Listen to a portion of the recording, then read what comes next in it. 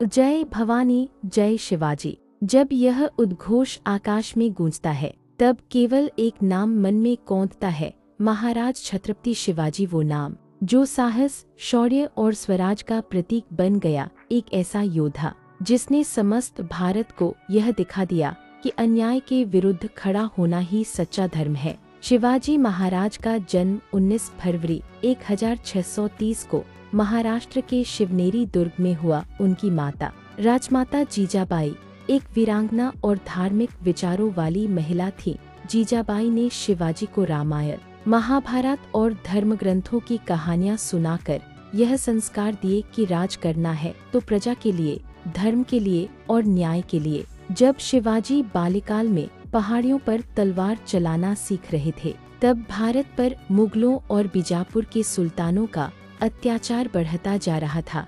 हिंदू मंदिर तोड़े जा रहे थे, नारियों की अस्मिता रौंदी जा रही थी और जनमानस भय और दमन में जी रहा था। शिवाजी ने तभी यह प्रण लिया, स्वराज्य ही मेरा जन्मसिद्ध अधिकार है। और मात्र 16 वर्ष की आयु में उन्होंने तोरना किला जीतकर अपने संकल्प की पहली ईंट रख दी। यह कोई साधारण विजय नहीं थी, यह भारत की आत्मा के पुनरुत्थान का पहला संकेत था। शिवाजी महाराज की युद्ध नीति, जिसे छापामार युद्ध, गुरिल्ला वारफेयर कहा जाता है, उस समय की सबसे अद्भुत और प्रभावशाली रणनीति बन गई। छोटे संसाधनों से विशाल सेनाओं को हराना, यह शिवाजी की विशेषता थी। अफजल खान से प्रत्यक्ष युद्ध, जिसमें उन्होंने वीरता के साथ कूटनीति का ऐसा मेल दिखाया कि इतिहास दंग रह गया। शाहिस्ता खान का पुणे में अपमान, सूरत की लूट और पुरंदर की संधि, ये सब घटनाएं शिवाजी के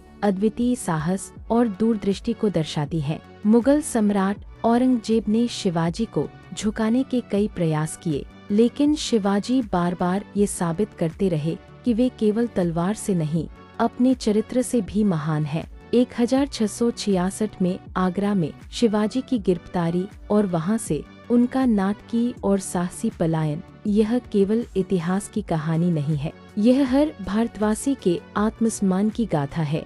1674 में रायगढ़ पर उनका राज्याभिषेक हुआ और वे छत्रपति कहलाए।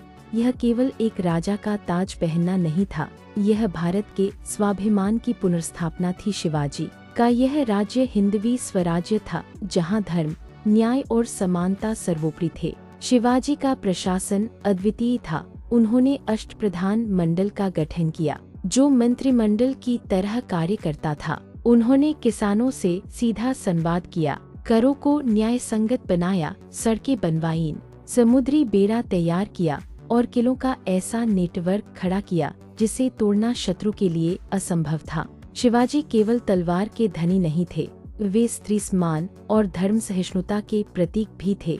उनके शासन में किसी महिला का अपमान अक्षम्य अपराध था। उन्होंने कभी भी किसी पर धर्म के नाम पर अत्याचार नहीं किया, बल्कि सभी धर्मों के लोगों को साथ लेकर चलने का प्रयास किया।